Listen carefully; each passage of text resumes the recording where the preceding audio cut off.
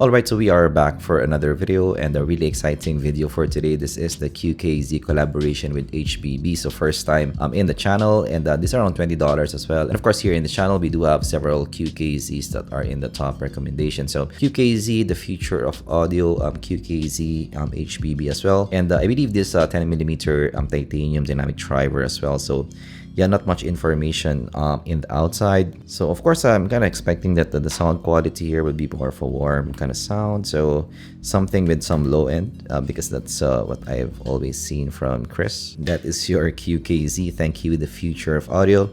And you're getting that collaboration with HBB, and actually there's some maybe glitter or shine there.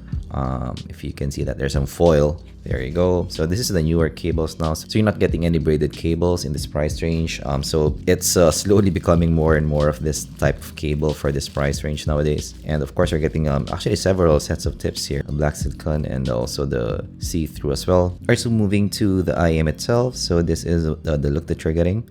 And you're actually getting that logo in the side from HBB. Actually, this maybe the first time that I've seen his logo on an IEM, which is quite interesting. Of course, that QKZ logo at the side. Actually, for frankly speaking, this kind of looks cool, especially for a QKZ. Might be the best maybe looking QKZs that I've seen. Because yeah, for QKZs, they're quite cool in the sound quality for other QKZs, but just for the overall look, they're not the best looking IEMs. But this maybe takes it a notch up here, if you can see that. And if you look at the side here, so actually a deeper IEM here compared to maybe some other QKZs. You're getting some fins, which is something that I like personally. So actually the insertion is not that deep here, but it's actually a bigger IEM or a deeper IEM here. And of course in the side you're getting that maybe dynamic driver, actually quite big dynamic driver here, if you can see that. Slight see-through as well, but yeah, typical IEM shape here. Maybe it's similar to the usual maybe HBB type of IEMs, because this is also the shape that I've seen with the Melee or other maybe HBB collaborations. So this is might be the shape that he likes. Alright, so we now have it on our ear, and yeah, very similar to the Melee. That's for the overall fit. So it doesn't go super deep, which is definitely nice for some people who doesn't like that deeper insertion. It's quite nice. So the comfort is actually quite good here. So even if it has some fins, the comfort is not so bad overall. And in terms of the isolation as well, pretty good as well. So even if it doesn't go that deep, because of that maybe custom IM shape, so it does isolate still quite well here. Comfort as well, pretty good. So I can see me wearing this for a long listening session. So I do think, yeah, in terms of the overall shape, this is a safe shape. So a lot of people will just wear this and be okay with the shape. Maybe very similar to a KZ type of shape, but add maybe a touch of maybe a small fin, and that gives it a bit more stability to the ear. So very good in terms of the fit here. So one of the better ones that I've worn in this price range, I'd say. So yeah, let us try to listen to some tunes here, and of course we are gonna listen to some Copa Cubana by Barry Manilow. So going to the sound quality, this is more of a maybe warm mew type of shape to the ear. Actually lots of clarity for me on top, and still getting ample bass at the bottom with maybe some slight elevation in the mid bass. So maybe has some similarities with the Melee in a way, but this is a more maybe fun presentation. So we're getting more 12K here compared to what you're getting with the Melee, and a bit more maybe accentuated bass region as well. Actually what I noticed here, first impressions, is how big the soundstage is. So especially for a dynamic driver, it's also in the smoother side of things, but this may be slightly cleaner compared to some other dynamic drivers that I've listened to, but definitely still in the smoother presentation here. Yeah, this is definitely more of a fun presentation, but I would have to say this is not the most maybe fun dynamic driver that I've listened to. This is not the most aggressive presentation that I've listened to. So again, much like other maybe HBB presentations, it's in the more maybe relaxed side of presentation, not super aggressive, not super maybe engaging to listen to. So even if the signature is like this, the presentation, the aggressiveness of the overall sound is not the same compared to some other dynamic drivers that I've listened to. So into some bass here. So yeah, really prominent for me in the presentation. So this is elevated for me in the mix. Really goes deep for me, especially in the sub bass region, but there's some mid bass elevation here, which makes the bass have that fun and have that a bit of boom as well in the presentation. But that is quite big bass for me at the bottom. So this is not the tightest bass for you that you can listen to. This is not the most technically capable bass as well. So there's some fun in the presentation here. So this reminds me of maybe a TFZ type of bass for me. Not quite blonde for me, but maybe a TFZ kind of bass. Has some boom and quite big in the presentation as well. So for some people who's not into bass, this might be a bit too much mid bass for you. So for me personally, yes, I find the mid bass to be a touch more than what I'd like here. So maybe that's one downside, but for bass heads for sure, this is something that you could enjoy.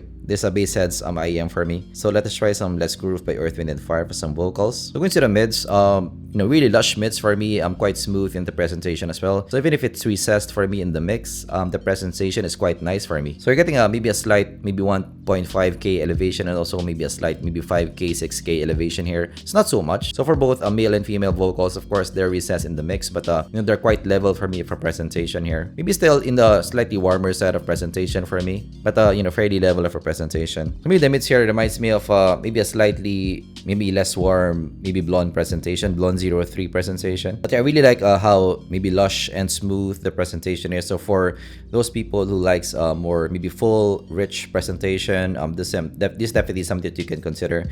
No shoutiness from inside as well. So yeah, for any HBB type of IEM, so usually there's no shoutiness or aggressiveness in sight for vocals, so it translates here as well. So let's try to go for some guitars. Right, next let's listen to some Sweet Child of Mine. Let's listen to some top end. So get to some guitars. You're getting that 12k elevation here, so there's some maybe shimmer for me on top.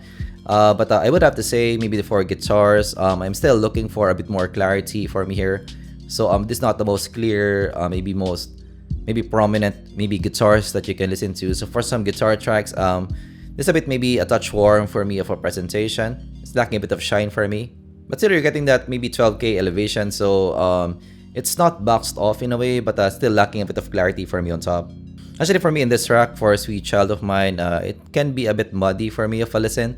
Let's try some maybe Erotomania by Dream Theater. So going to this track, the bass is really big for me in the mix. Definitely have bass heads, maybe listen.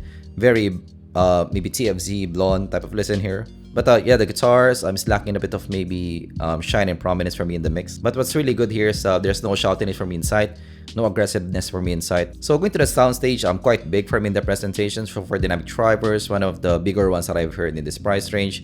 Separation not so good because it's a smoother maybe presentation, and the big bass at the bottom as well maybe mixes the whole track to not have that maybe black and white presentation. Going to some micro detail, there's some here maybe a touch more compared to some other dynamic drivers, but this is not a micro detail monster, and because of that maybe smoother presentation, so the micro detail, the nuance in the sound is not that heard that much. But going to some tonality in the maybe warmer side of things for me.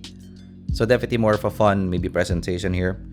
Alright, so for the QKZ HBB, so what do you think of it? So yeah, this is a QKZ that I expect from Chris from Bad Guy Good Guy Audio. So it's more in the warmer side of things, has a bit of mid bass. The bass is really prominent for me in the mix. But yeah, compared to some other HBB collaborations, compared to the Melee and some other IEMs that I've tried, this has a bit more maybe 12k from in the mix, has a bit of more shine there for me on top. Right, so who is the QKZ HBB4? So I actually do think this will be a nice maybe AK6 upgrade. So if you're looking for a QKZ, and if you're coming from a QKZ AK6 or AK6 Pro, this might be a good upgrade path for you if you're looking for maybe a similar sound compared to that.